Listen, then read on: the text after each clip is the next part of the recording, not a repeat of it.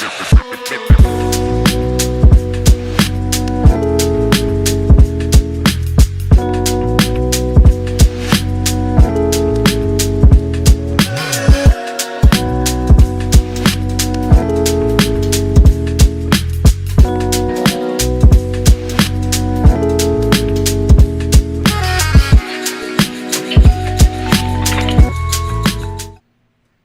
in to the DNVR Avalanche Podcast. He's AJ, I'm Rudo. We're here talking contracts, sort of, at least ones that have been signed recently, and maybe a little bit of comparative analysis on how that goes up against the Avs contracts. More specifically, Evan Bouchard signing a 2-year, $3.9 million deal with the Edmonton Oilers. That is extremely similar to Bowen Byram's 2-year, $3.85 million deal with the Colorado Avalanche. Bouchard is 1 year older, but that's not really super impactful. Both players will be RFAs when they finish their deals, so that is something to take into account. But Bowen Byram obviously has significantly less time in the NHL given all the injuries that he's had to deal with. Yeah, it's that comparison is going to be interesting when we get into it in a little bit. Just because what Bouchard has done statistically, like the end of the season that he had after Barrie got traded and Bouchard took over that top power play and his role in it, and the numbers he produced, and all of the what has actually happened in their NHL careers. Bouchard certainly has a better statistical profile. The underlying stuff, all the fancy stuff, it's all of them are Bouchard. Yeah. So for Edmonton to get that deal after the Byram deal feels like a really good Edmonton deal and makes it feel like the Avs got a worse deal. The one big feather in Bowen Byram's cap. That postseason that he had during the Avs Cup run was pretty nuts. It just kept getting better and better and better, and the guy could have had 4 or 5 goals. Yep, he smoked the post on multiple occasions.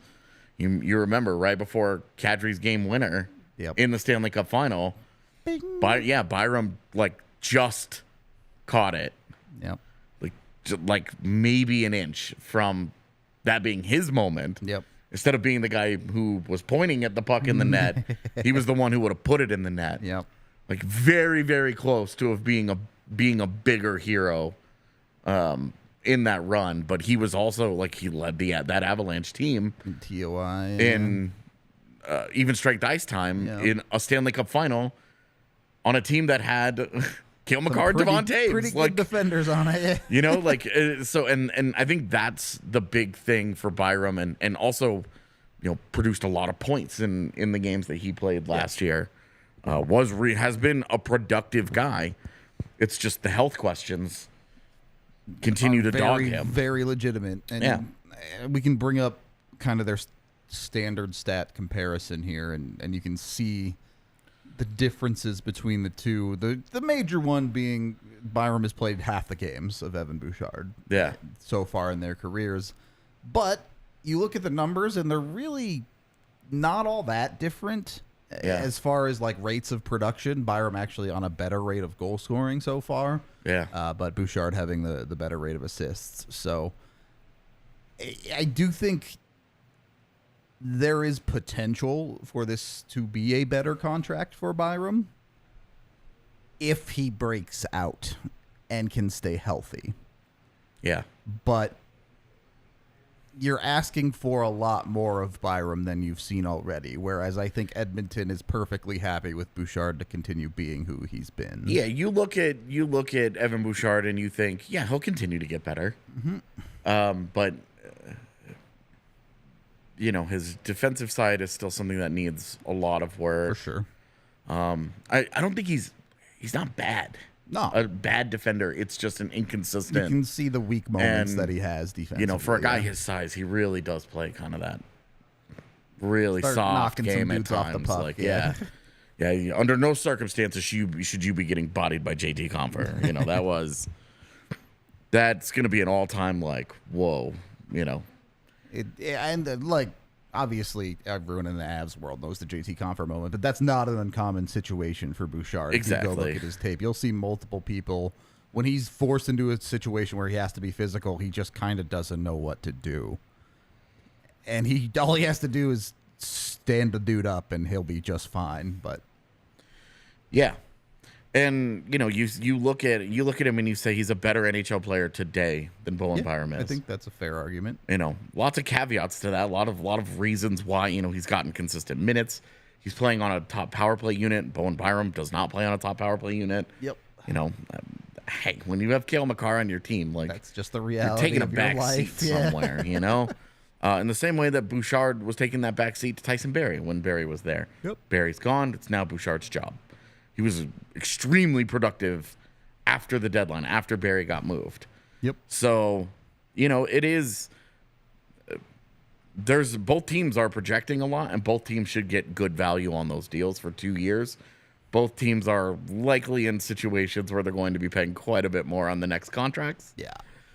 But it does feel like after both of those contracts get signed, you wonder, you know, could you have gotten Byram at a 3.5? Right. And we talked the other day, earlier this week, Yep. why it made sense for Colorado to just say, what's a number that we can get this done today? Gives we can them plan around the rest of our more offseason. security and knowledge of what they're doing through the rest of it, And that was the thing that they needed. Yep. They needed to understand how much they had to give to Ross Colton. They needed to understand how much they could make for wiggle room for other potential acquisitions, Definitely. Miles Wood, whatever. Yeah. Exactly. They needed to have that cost certainty of it and not open themselves up to any kind of potential offer sheet shenanigans. Yep. I'd be surprised if there had been anything serious in the works there. But you don't want to give other teams a chance to really stick it to you. You know, it does something stupid. Yeah, not great. And you know, with a guy like Byram, there could have been high upside in a team swooping in and saying, hey, we're going to give him a 5-year deal at $6 million, where the Avs would have been like, we don't want to lose the player, but we just can't pay that right now. Yep. You know, he hasn't earned that, but also our cap situation being what it is, that's the difference between us being able to spend $8 million on your second and third line centers and having to play Ben Myers as your 3C on opening night. The reality is the Avs aren't really in a situation to take chances like that on a player who might end up being worth it, but is not worth it today. Yeah, definitely. And like, we're big Bowen Byram guys, but we both feel very comfortable with the idea that he's going to be a great NHL player. Yeah.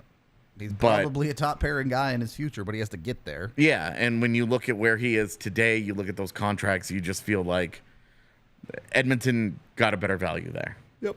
Now, when the games start getting played again, and if Bowen Byram stays healthy and plays the way that we think he can, could very quickly flip. Yeah, like, I think by the end of this contract, we're probably looking at Bowen Byram's deal and being like, you don't feel bad about this at all. I wish there was another year on it. I don't feel bad about it today. It's just more of a, when you look at those side by side, because contract comparables drive contracts in the NHL, you put them side by side, and it feels like Edmonton got the better deal of who those guys are currently. I really wish the Avs could have gotten an extra year on the Byram deal. Now, I get everyone and their mother is signing 2-year deals right now because of the cap situation in the NHL and all of that. So I understand why it didn't happen, but you'd feel really good if there was that third year. Is there just somebody going in and out of the same door repeatedly? Just banging doors all over the place.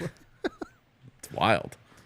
So it is interesting to look at that. And I think it also is interesting, the defensive contract market as a whole. Yeah. Kind of in a weird spot, generally speaking. You have a bunch of these guys in the Cale Makar tier where they get paid $1 bajillion forever. Yeah, I mean, Makar, Fox, Quinn Hughes, Miro Heiskanen, and soon-to-be Rasmus Dahlin are all guys that are locked up eternally for all the money. Will be locked up, you know, moving forward. You even have people like Darnell Nurse, who I know, you know, Darnell Nurse of play may be a little bit Nurse different. and Seth Jones too. Yeah, they're getting paid that money. And then you have the next tier, which is a lot of Dmitry Orlov just signed a 2-year deal for just shy of $8 million. Yeah. Who's kind of the top of that group of guys who there's a lot less commitments that you see like in the past have gone to someone like a Hjalmarsson or a Vlasic or even on a lower tier, someone like a DeMello, where not too long ago, those types of defensemen were regular getting like 4-year deals. Yeah, like Josh Manson did. Yeah, exactly like Josh Manson. Perfect. Yeah. And now you're seeing much more short-term, hey, we're going to get these couple years out of you that we know we can get. Yeah. And then we'll see. Is that an evolution of the NHL that is going to continue, I guess I should ask, when the cap starts going up? Or are we going to see those longer-term deals come back out? I mean, it's always been the longer term. Like, guys are always going to want to take that security if they can get it, especially into their 30s, where if they take, we're going to talk about the Auston Matthews deal later, but when they take, if you're Devon Taves or you're Brett Pesce, going into free agency next year, you guys are the best defenders there. You're really, really, really good players now. Pretty good chance this is your last good contract. Yeah, like if you take a 4-year deal right now, you're taking the chance that 33, 34 years old, you're still performing at a pretty high level. If you're at the same level, you'll get another deal. Yeah. But it might be 2 years. Yeah. So if you can get a 7-year deal while you're in free agency, sure, you might lose a little bit of AAV in those first 2 or 3 seasons for what you could have gotten. But the players make it up on that back end because they get 5th, 6th, 7th, sometimes an 8th year on a deal like that. Using Avs comparisons, the EJ contract. Yeah, I mean, really, the Nichushkin contract. Fair too, yeah. Like that guy would have been able to get more money on the open market, but he would have only been able to get 7 years. Yep. The Avs gave him the 8th year. They did the same thing with Landeskog and Nichushkin. Yep. They gave the 8th year, which they were the only team that could offer, and they said, "Hey, this is the number that we want to pay you, but if we add the 8th year, this will be more money than you will be able to make up with less term elsewhere." Yeah. So, and that's the conversation that guys like Taves and Pesce are going to have next year is somebody's going to give those guys 6, 7-year deals. Very, very likely. Yep. Somebody is going to give them 6 or 7-year deals. And it makes no sense for those guys to take a 4-year deal. If you're Noah Hannafin and you're 26 years old. And a guy that you feel like might still have something to prove. I mean, a guy coming off of a very, very good season. If he has another one, him taking a 4-year deal is something that, seeing what Auston Matthews did and that impact. Yep. It might be, obviously Noah Hannafin is not Auston Matthews, not gonna become the highest paid player in the NHL, et cetera, and probably does not break $10 million per year. I feel like that would be a tough sell for me. I'd pay him $9, dude. Yeah. No. Would be a tough sell for me. Yeah. But I think it would make sense for that guy to go out and take a 4-year deal, maybe a 3-year deal. And when he's 29 or 30, you go into a market, the cap has taken the big jump it's going to take over the next 2 years. And then whatever happens in that years 3 and 4, maybe we're going to have big jumps in 4 straight years. All of a sudden, the cap's $110 million. Yeah, and Noah Hannafin it could justifiably ask for $12 million at age 30. Yeah, you don't because know. we look at $12 million in a totally different way in 4 years. Like that I could see a lot more of than, because the majority of guys who get into UFA are 28, 29, 30 years old, in that age range. Where you get one good contract, really. Yeah, where that is where you're going to make the bulk of your career earnings. Yeah. Unless you are an absolute tip-top player who is coming off of a huge post-ELC deal. Yeah. The McKinnons.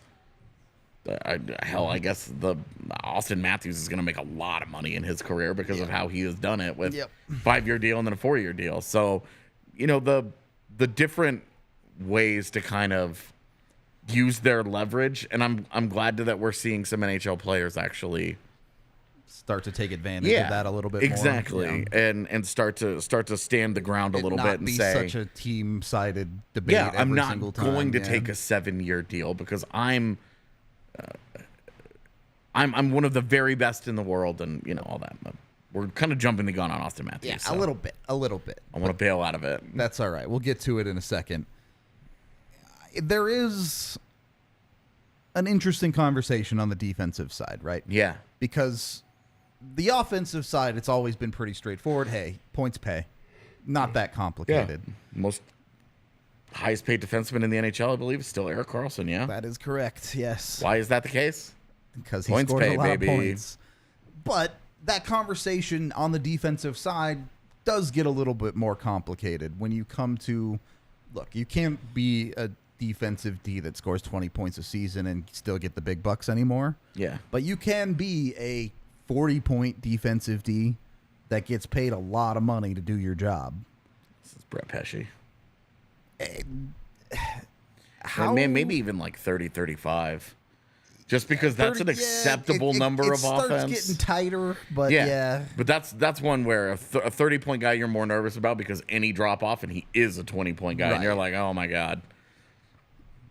How do teams navigate these waters on the defensive side of trying to find that balance of not everybody gets to just pay a Cale Makar to do everything amazingly?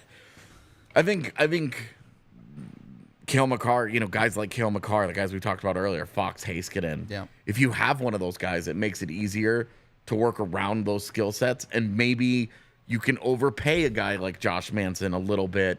To fill in a gap for you. To be like, hey, this is a thing. This is a skill set that we just really, really, really need.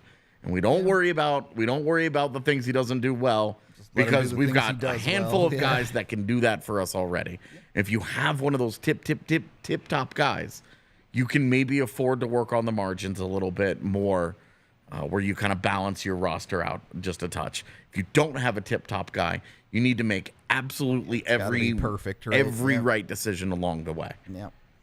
Yeah, that's glad the Avs have a tip-top guy. We'll put it that way. Yeah, and I think Vegas is an interesting test case for this because I don't think Alex Pietrangelo is of that elite tier anymore. Yeah. I would probably put him a tier below as a very good player making a lot of money.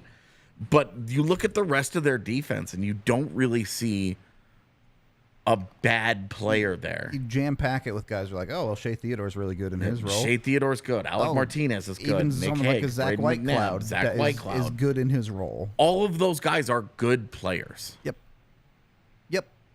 I think that's a fair point. It's also really hard to build a 6-man defensive unit that are all really good players. So... Yeah, and it's interesting because we're looking at like Josh Manson and like, oh, he's making that's a big contract for a third pairing guy, but when Josh Manson is actually healthy, it's a lot closer to a second pairing guy. How much better is he than your average third pairing guy? All these guys that are getting paid $1.5 million, $2 million, dudes that are sent out there just trying not to lose games for their team. Right? Like how different is it? Than the quality of that guy in your third pairing, where when you have a Cale Makar who's making a lot of money at $9 million. Yeah. But given what he does for the Avs, it's not that much money. He probably deserves more. Quite a bit more. And that's where I think we're talking about the defenseman market. Yep. I don't know that there's an obvious candidate coming up anytime soon. That's really gonna reset it. Break the bank, yeah. By the time Cale gets to UFA. Yeah, I mean, I guess. How much is Dahlin gonna make? Rumor has it 10. So that's not a major jump from what Cale is, because EK's at 11.5. So right, that might be where Makar comes in, is right in that 11.5 range. Yeah. Obviously, it's tough to know because we don't know where the cap goes. We talk a lot about over the next 2 years, but when we get into years 3 and 4, we really don't know what's next. So yeah, I mean, you're right. I'm struggling to think of anyone else that would really push that number up significantly for defensemen. Yeah, because this generation of guys signed long-term deals. Yep. All right in that same area. There wasn't any of them that were like, I'm taking a 4-year deal. Unless like Owen Power has a 100-point season or something. Yeah, if you're looking at, hey, maybe Luke Hughes or an Owen Power are able to kind of reset that a little bit. But they would have a lot of proving themselves to do. And it would be unlikely even for them, right? Because either they're taking a bridge deal until the end of Makar's contract, or they're getting paid directly off their ELC, which is probably the team saving some money on that deal long term. So, yeah, and this generation, we're talking Makar, Fox, Hayes, all these guys. Yeah, their next deals will be pure UFA deals. Yep, you're buying UFA years the whole way through. Yeah, and all of them will be the kinds of deals that we're taking this guy into the second half. Yeah. You're getting of their careers. You're starting their contracts in their prime on this next deal into whatever. Yeah, the tail end of the prime going into the 30s, essentially. Yep. Yeah. Into the twilights. What are likely the twilights? Now we don't. Unless you never know when a guy's randomly going to play till 37. Especially with defensemen, there's always a couple from every generation that's just like, yeah, I can go till 40. It's fine. Yeah, I mean, look at Chris Letang and Erik Karlsson right now. Yep. It happens. So. Anyway, we got a new sponsor for you here today. It's Splash Sports. DNVR is going to have a weekly pick'em contest for everyone to participate in for real money with Splash Sports. You go to splashsports.com/DNVR. There's a link down in the description of the video, and you can get signed up. You can deposit cash to get started. You can enter DNVR's weekly NFL pick'em contest for just $20. And the prizes are legit. First place, $7,500. Second place, over $2,000. Third place, you're winning an easy G. That's a lot of money. That's a lot of money. That's a lot of money. They're doing weekly contests all year as well with other things, so be sure to keep that link handy. And if you want to run your own contest, you can also get stuff set up. A lot of what Splash Sports does is makes it easier for you to run things like a pick'em, do contests, things like that, so you don't have to do all your own commissioning and do all of that setup. Highly recommend you go check these guys out if you do any of that. You can sign up to be a commissioner right through our link as well. That's splashsports.com/DNVR. You can get over there, do it today, and, you know, keep your eyes peeled on the DNVR side for all the different contests we have coming with these guys. Win yourself some money, have some fun with the DNVR fam when it comes to sports. Also brought to you by the folks over at Shady Rays. You can go get your beautiful sunglasses on with Shady Rays. If you haven't already, get over to shadyrays.com. Use the DNVR code when you order 2 pairs of sunglasses or more. You get 50% off your entire order with that DNVR code. Fantastic sunglasses. Love them. Cannot use them enough. I wear them every day now, basically, except for today. I was going to say, not today, man. We finally got some rain. It's been a lot of sun lately, but I brought that shit back with me. Walking the dogs every day. Pop the sunglasses on. I feel like I'm not blinding myself. It's a win. Excuse me. Rated 5 stars by over 250,000 people. They know what they're doing. We'll put it that way. And the best part is, first 30 days, you don't like them, you break them, you lose them, they'll replace them absolutely for free. So go check them out. ShadyRays.com. Use the DNVR code today. Second period of the DNVR Avalanche Podcast. Let's get into this Auston Matthews conversation, and I want to kick it off with our top 5 presented by Bet365. We have the top 5 contracts for the 24-25 season in the NHL currently. This is because this is when Matthews' contract kicks in, is 24-25. Starting with number 5, a guy we've already talked about a little bit on the show, Erik Karlsson. Now, this one is a little bit weird because technically half of it is retained by another team. So he's not actually 11.5 against the cap hit for one team, but his total number is 11.5.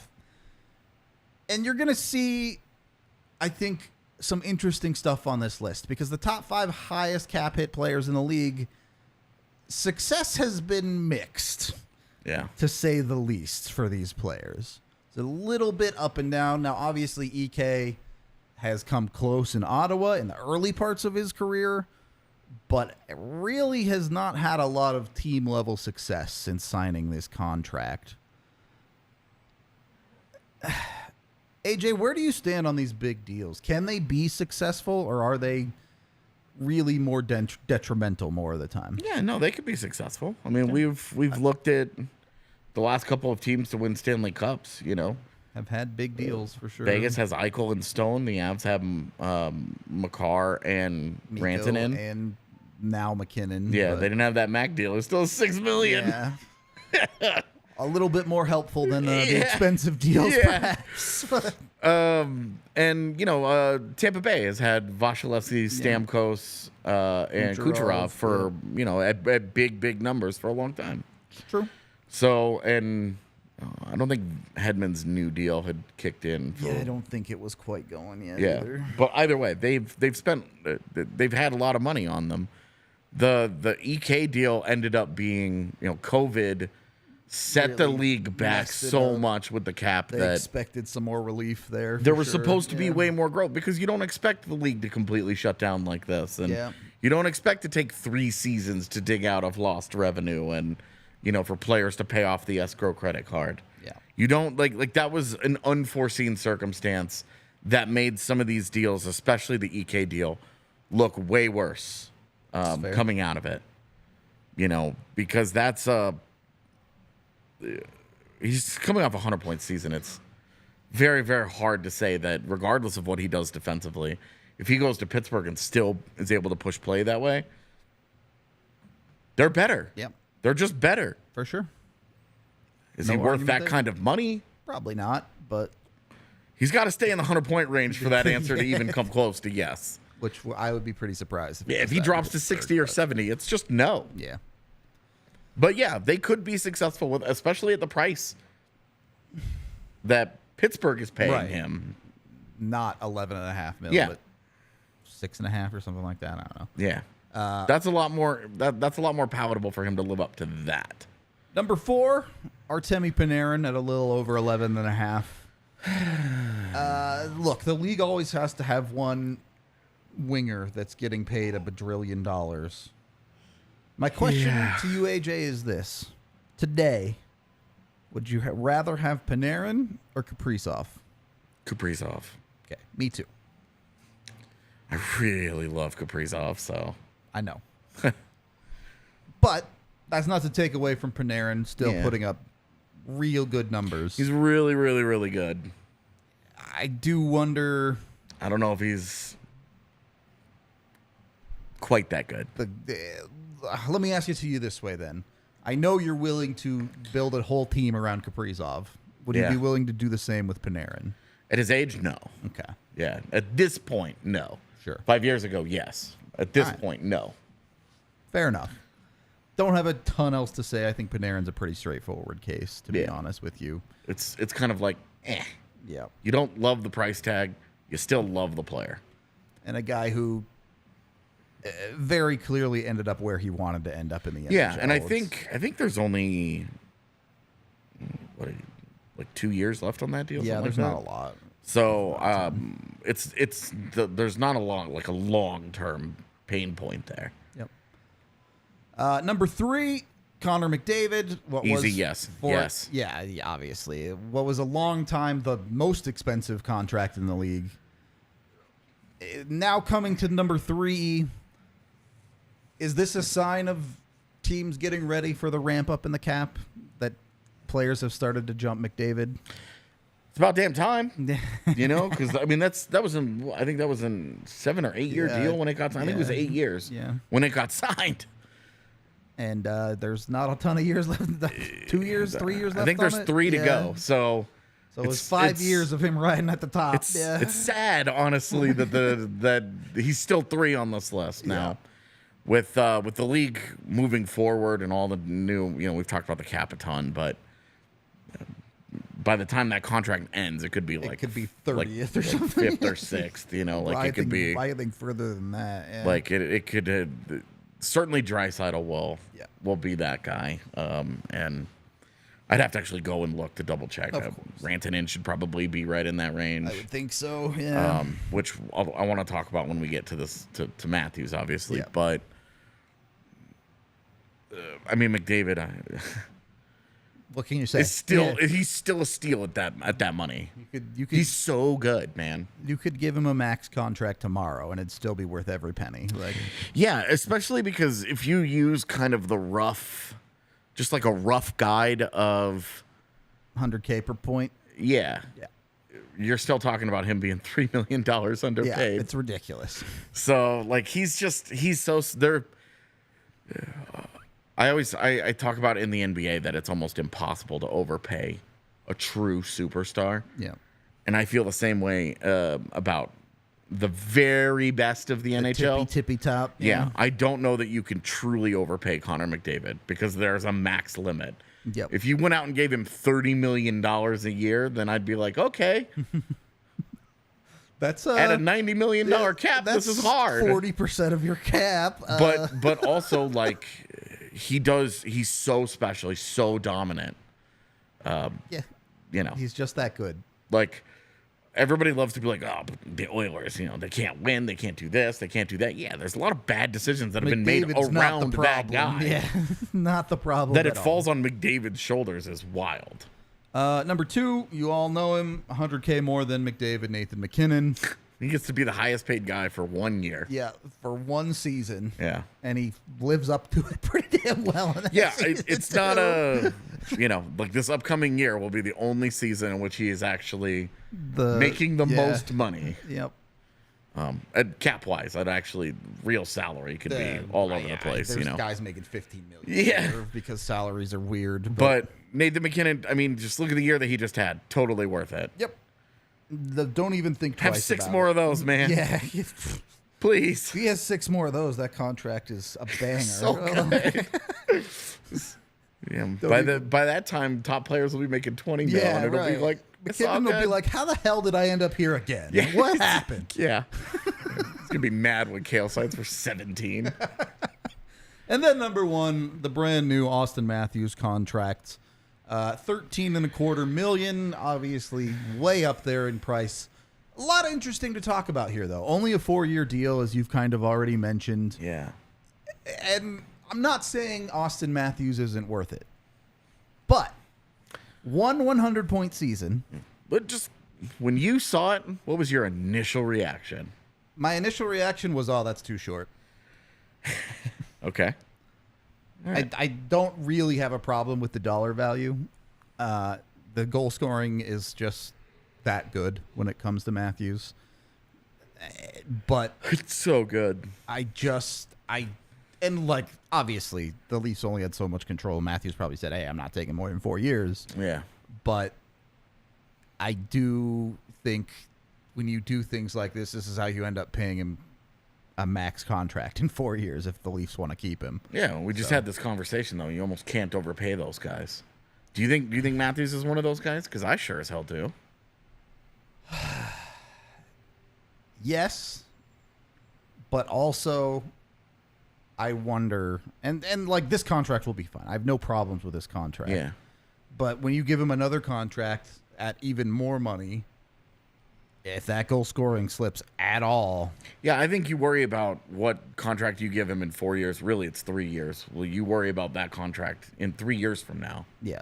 I don't care about that. I care about this deal does not really prohibit them right now. Yeah. From doing anything. Again, like, he lives up to it. The contract is perfectly fine value now. I think they just failed to get later value on it. Yeah, like it's not. I don't know. I thought it was fine. Like I didn't feel like, wow, one side really won that battle. I think they're both happy. He's the highest paid player in the league. He gets 4 years. He also plays his cards pretty well because in that time, Leon Draisaitl and Connor McDavid will get new contracts. Yep. Because with McDavid, we said I think there's 3 years left on it. So McDavid will be expiring. Well, there'll be 2 years left on Matthews and until next year. But and if McDavid signs the year before, then Matthews knows what it looks like. Yeah, he knows. Okay, next summer, this is what I'm doing. Yep. Like he sets it up so that he can. And I'm always pro players getting paid. Always. And I just think this is a great job by Auston Matthews to. He did a great job in leveraging his ability coming out of the ELC. A 5-year deal puts him in the situation that he's in. He becomes the highest paid player in the NHL in the immediate. It's a 4-year deal. In that time, the market gets reset. Well, he could be an $18 million player on his next contract. And look, as much as I think, you'd be a little bit disappointed with the 4 years. Like I talked about earlier, how many players are signing 2-year deals waiting for that cap to go up right now? Yeah. The Leafs get 2 extra years on top of that for Matthews. Yeah, and they've got to worry about Willie Nylander, and they've got to figure out Mitch Marner, but They've got other problems, for sure. Auston Matthews' very, very, very best skill is the most valuable skill in the NHL. It's scoring goals. Yep. You mentioned, he only has 100-point season. Yeah. Like, would you like Auston Matthews' playmaking to maybe be a little bit better? He's also an automatic 40-goal guy, so. But, I mean, he's at least at worst, he's a 30-goal guy. With health, he should be 40. But, really. Yeah, like, you expect 40 out of him.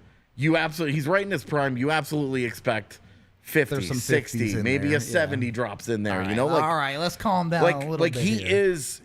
He is such a premium goal scorer. Yep. That this is fine. It's interesting too, because you look at the Leafs. You kind of talked about it yesterday a little bit. Tavares is going to start aging out here over the next couple of years, and it's Matthews' show down the middle now in Toronto. He's going to be the go-to, not just goal scorer, which he already is, but he's the 1C. He's going to be the face of the franchise. You know, do they want to give him the captain or somebody else? I don't really care. Yeah. But he's absolutely become that guy for Toronto now. The aspect that I also like about this, Mikko Rantanen's got 2 years left. Yep. On his current deal. Yep. That means next summer they're having that conversation. They open up that conversation of, Mikko, what do you want to do? Yep. Like, do you want to stay long term? Do you want to keep this going? Yep. Do you want to make a really dumb decision and go somewhere else? Stay in Colorado forever, man. No kidding. But this should put a cap. Like this. Okay, Mikko's not going to make more than that. Auston Matthews is more valuable than Mikko Rantanen unless is. Mikko has a 60-goal season this year. Even if he does, he's not a center. Right. And like I'm saying, without a 60-goal season, should he really even be that close to Matthews? I think this puts Mikko more in the 12-5 range. Yeah. I was going to say 11-5 range. You could. I 12, I think, is fair. Yeah. Okay. Yeah, and you know, if he has a fucking 60-point season this coming year, it's even less. But it depends on how he performs. If he has a 60-point season, it better be in 50 goddamn games. You know, like yeah. Realistically, he should be at least a point per game player based on his career so far. But yeah, I mean, yes. And you know that, I think that certainly earns you what will be a top 10 contract in the league at the second it gets signed. Yeah. But one that you could see drift down the list pretty quickly. Well, next summer will be a really interesting kind of race to see who gets it done first. And then how the contracts pile in. Yeah. Because you have Rantanen, Draisaitl, and Marner all in the same summer. Yep. That are going to be having these conversations. Yep. And I'm sure there are other guys that I'm because I'm not looking at around the league at too much at 2 years from now, you know. We can take a look. But hey, you know, those guys should really have like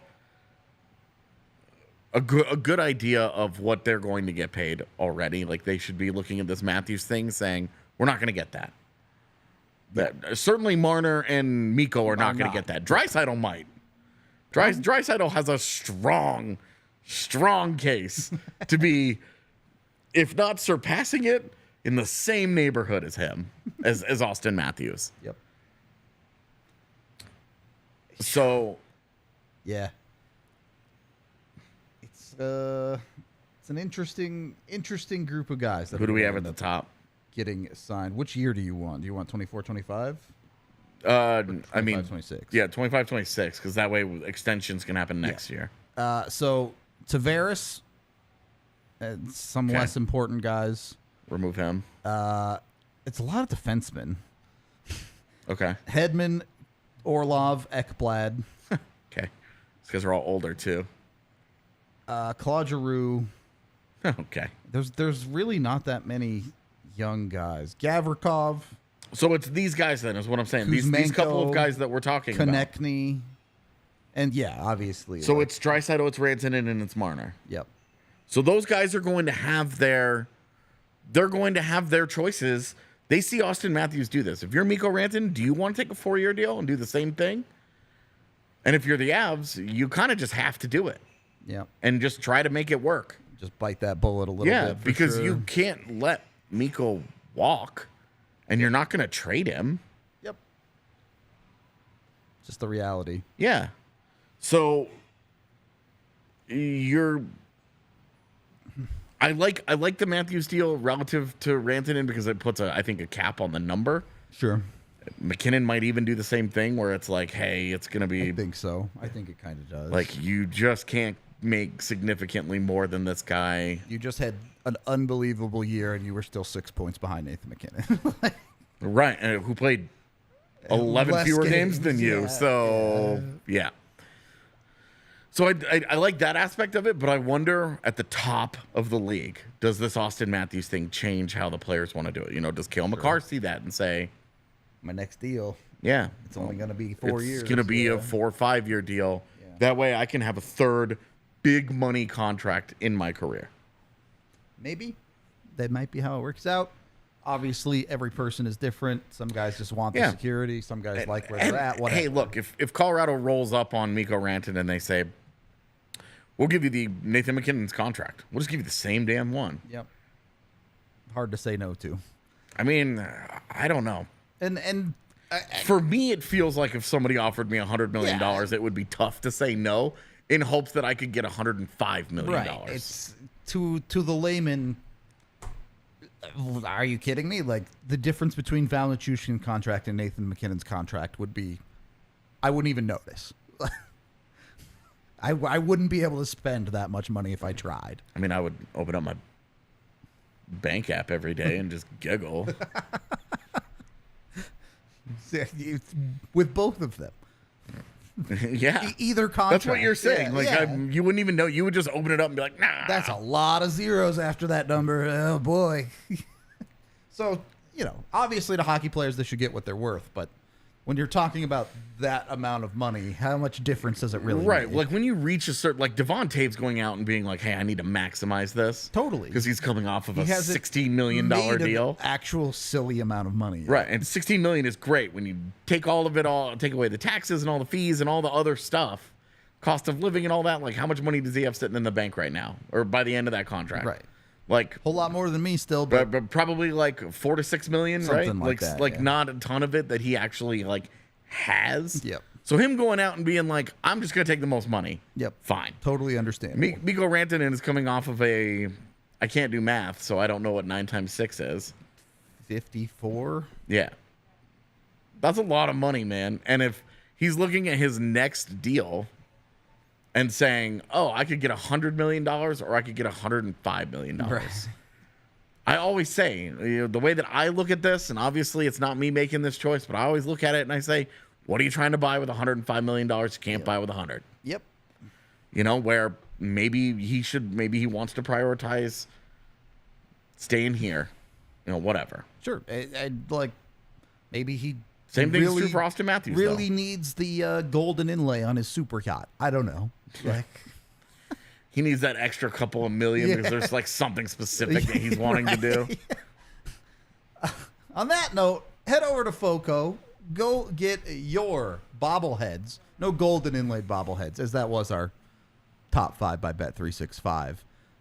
Top 5 bobbleheads, all from FOCO, confirmed. Whether you want the Avs ones, you get Nuggets Championship ones, you can get licensed apparel as well. You go to FOCO.com, use the DNVR code, get 10% off, get whatever it is you're looking for. All the major sports, not just here in Colorado, but across the country. So even if you're a fan of another team, they've got you fully covered.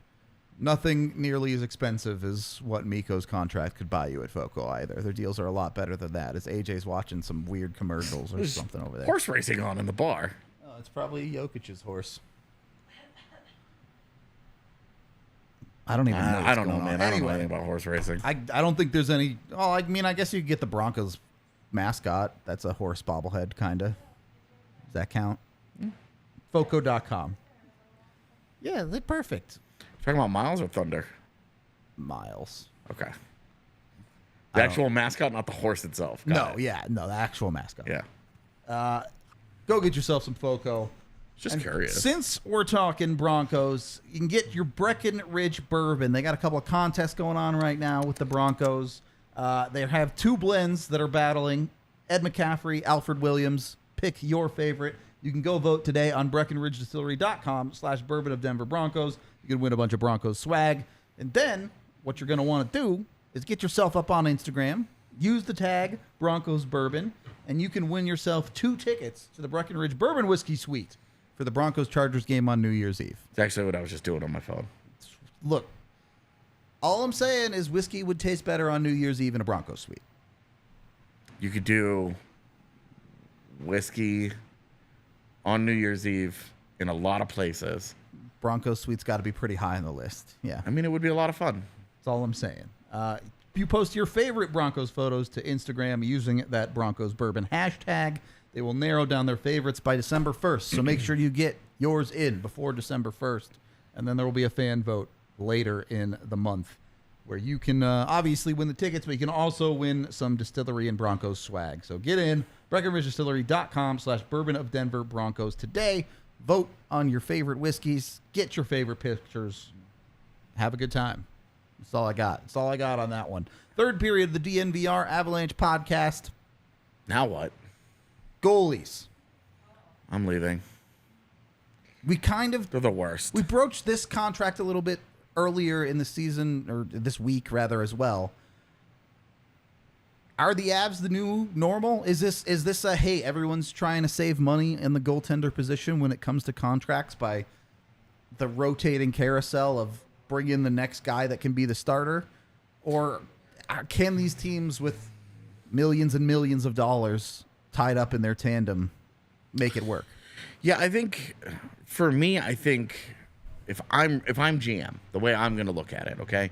If I'm GM and I have Connor Hellebuck, I'm paying him. Sure. Done. If you've got a top 5 goalie in the league. If I have Philip Grubauer, I'm not paying him. Okay.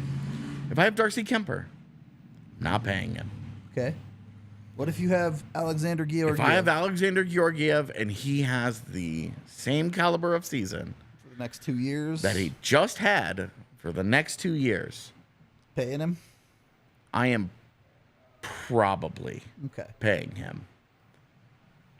But it would be very price dependent. Sure. Because if that's $10 million, I am not paying him. Definitely not. If it's $7 million. If it's 7, that's right where I get uncomfortable. Okay. If it's $6 million, I'm paying him. You're doing it, yeah. All right. If it's 7, I'll tell you, I won't pay 8. I would pay 6, so I should probably have to pay 7. Yeah. Hey, if I pay $7 million for the 7th best goalie in the league, fine. Fair enough. Yep.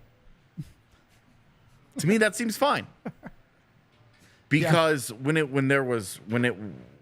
had Grubauer, it was fair to wonder, where is he in terms of league ranking? Is he the 15th best goaltender? Is he the 10th best goaltender?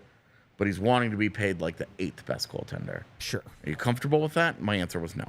With Darcy Kemper, is he the 9th best goaltender? He wants to be paid like the 9th best goaltender, but he's already 32. And we don't want to pay him 5 years. That's the problem with Darcy Kemper. Not anything else. If he had taken a 3-year deal, I think he'd still be in Colorado. My personal opinion. Sure. And again, completely understandable he went and got what he did. Of course. Like, give me a break. Yeah. But with Georgiev, he's 27 right now. Yep. I don't know when his birthday is. Call it 29. So when the yeah, let's say he's 29. But 29 years old, 7th best goaltender in the league. I'm just making that up, roughly. Most of these numbers are rough at best. Yeah, just approximations of range here. If he's the 7th best goaltender in the NHL and he's 29 years old, How do you value him? Like actual dollar amount? That is free agency. I mean, I'm not giving him a 7-year deal, but I might give him a 5-year deal. You're paying him more than Grubauer, I think. You have to. Especially if this is 2 years from now and the cap has gone up. I like the 5-year deal that takes him to call it 35. You're which is mostly okay for goalies. They usually don't have too much trouble. You're at least believing that you're going to continue to get a good player in that 29 to 33 range. Yeah. You might be taking some chance really at the end of that, but that's business. Yep. Yeah, I think you're probably I feel mentally a lot better about it if it said 6.5 instead of 7. Just because that number starts with a 6, but hey, guys, can we stop talking about tax policy in the chat? Seriously. Like, I understood the original point, but like, there's a time and a place, homies. We have a Discord channel that never talks about hockey. Let's do that. Sorry, go ahead. Maybe we should encourage our chat to talk about not hockey things. It's August, bro. I'm not going to. Sign up for Discord. Yeah. It's totally fine.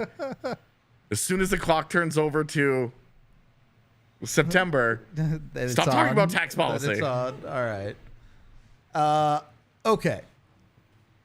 Yeah, it's just such a strange position because goaltending can absolutely make or break a team. But because of that, it's a position where you can find immense value by taking a risk on a lesser-known goalie and not having to pay him that amount of money. Big time. And when it works out, you look like a genius. Yep. And when you don't, you look like Edmonton. Yep. Well, hopefully you look a little better than Edmonton because Edmonton loves to overpay those dudes. But like, someone in chat before this tax thing blew up was asking, what do you pay Connor Hellebuyck at 30? $10 million. Yeah, do you really even second guess that? No. Because he's that good. He's a top 5 automatic goalie. He's a top 3 goalie. Yeah, sure. I mean, the only other guys that you're really having serious conversations about in that range, Vasilevsky, who's already gotten paid, and his like regular seasons are kind of an adventure. But he's good when it counts, except for this last year. But yeah, and like his postseasons, he's been incredible in the postseason. Yep. But also, like, Igor Shesterkin, that's another guy. Yep. Ilya Sorokin, that's another guy. Those are the guys that, like, hey, pay those guys. But Hellebuyck is still there. Even Shesterkin and Sorokin, very, very good. The track record is significantly longer for Hellebuyck doing this. They have a third of the track record. Yeah. Ottinger somewhere, we'll see about Ottinger. He's still a little bit too early to really be going ham with him, but he has the potential to be that guy for sure. I'm not paying Saros. I love UC Saros, but small athletic goaltenders they burn out quick. This big of a track record of success in the NHL, and that gets even smaller when those guys get into their 30s. Yep. I'm not paying Saros. Yep. And if I end up being wrong about that, I'm cool. I've been right about him up to this point. But those other guys, I'm paying. The other guys that we had mentioned, I would pay all of them. Yeah, because they're top 5 goalies. And like Ottinger could get there, but right now Ottinger's on a great deal and making $4 million for the next couple of years. By the time he's up for his next deal, we'll see. Yep. He will, if he's the 7th best defenseman, he could be making 12. Who knows? If he's top 5, if he's 15th, he's not going to be making nearly that much. Right. And that's where, with goalies, I think that's the big line for me of at his absolute best. If we get his best, is this guy going to win a Vezina? Now, Linus Ullmark just won one, so sometimes weird shit happens, especially at that position. But you also look at his situation and say, everything about that team this year went to the extremes. Yep. Their successes and their failure. Yeesh. Like, Ullmark had never looked like that guy before and probably won't look like that guy. Certainly didn't in that playoff series. Again. So, but like his contract, middle of the road deal. Yep. A fine, like very fair down the middle. You got insane value out of it in a year where everything went right for Boston. Yeah. And when everything regresses to the mean, his contract will still be fine. Yeah. And I tell you what, in 2 years, if Nashville decides to pay UC Saros, Colorado should be getting on the phone and calling him up and saying, Yaroslav Askarov, What's up? what you want? Send Sam Girard back to Nashville. Full circle. Right? Like,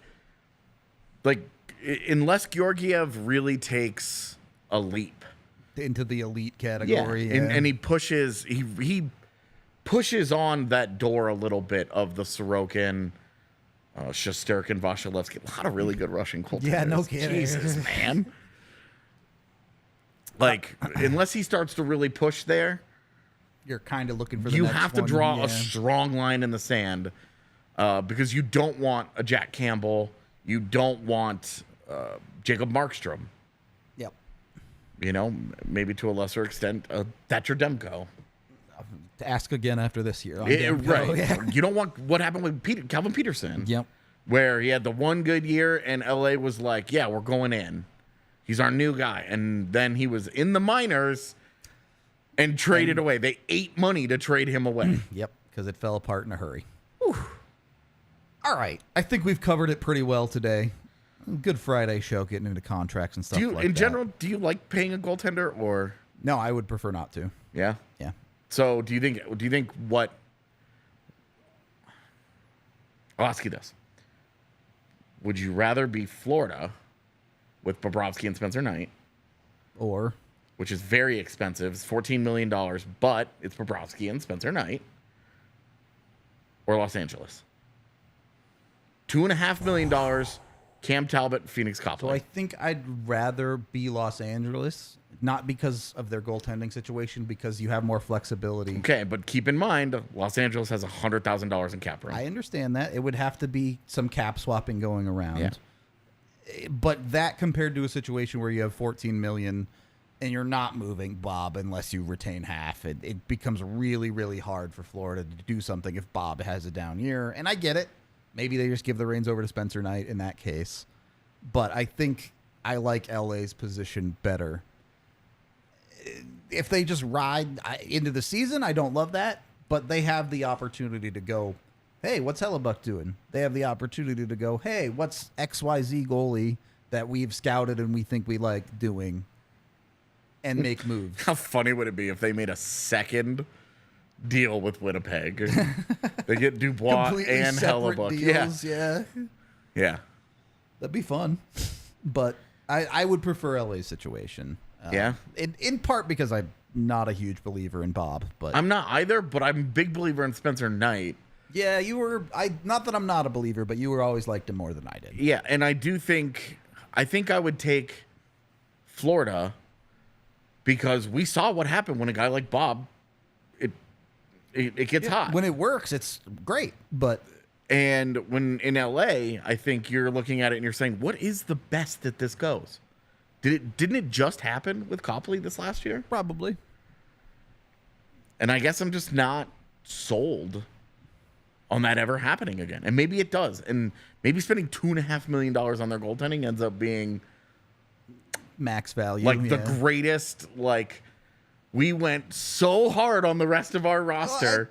We saved all this money and Cam Talbot gave us a career year. And like, It seems to happen in Minnesota every goddamn year. So Vegas winning the cup sums it up. It was Aiden fucking Hill in net. Yeah, and like that got hot for a cup run. hey, Like, that's a great example of a team got lucky. Yeah. Because they traded for Aiden Hill and then did all kinds of things to not play to Aiden Hill. not play him and play guys in front of him. Yeah. They all get hurt or are ineffective, and they're like, well, we've got nowhere else to turn to. Yep. Save us, Aiden Hill. And it goes well. Yep. But as we saw with Jordan Binnington, I mean, that's why you don't pay those guys. That's why you just move on to the next one. yeah, and certainly LA is not paying $6 million for Phoenix Copley. No, that's So, okay. I was just curious kind of how you felt about those two, because those feel like these are the extremes polar of those opposites, for situations. sure. Which one would you prefer? would much prefer somewhere in the middle, probably. Wouldn't you just say Colorado? Yes.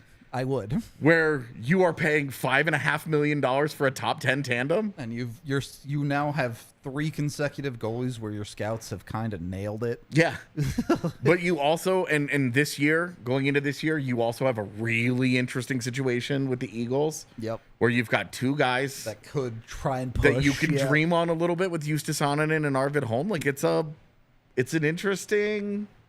Yeah. Definitely curious. I think Colorado's goaltending situation is sneaky strength right now. I really am comfortable with it. Love it. Please don't clip this because November, if things go really sideways. When Georgiev has an 850. Yeah, and Francouz is hurt and Anonen and Holm are bad. On that note, we are brought to you by Breckenridge Brewery, the official beer of DNVR. Sometimes you need a couple brews to dream on goaltending. You can get all sorts of different kinds, 8 different kinds on tap down here at the bar, but they are in all 50 United States. Check your local liquor store. Use the Breck Beer Locator online at breckbrew.com. We're going to wrap up the Friday show. We appreciate all y'all hanging out with us.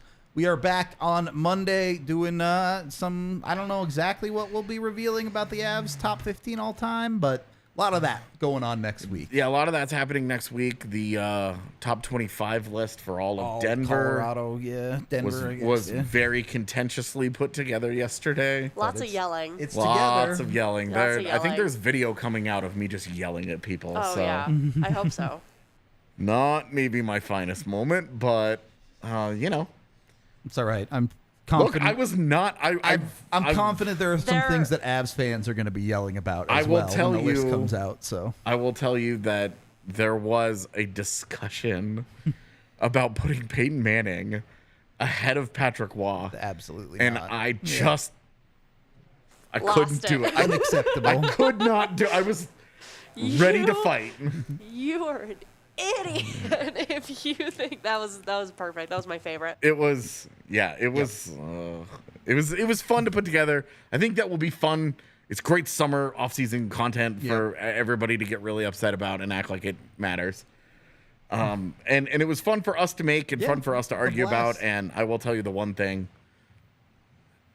I did Mikko Rantanen dirty, and I stayed up late last night thinking about it. I actually stayed like an hour after everybody else had left, just staring at the board. I can't even look at you. Yeah, I felt terrible. So anyway, yeah. See, thank you. Bonkers. We'll talk to you about it on Monday. We'll see you there next week. Take it easy.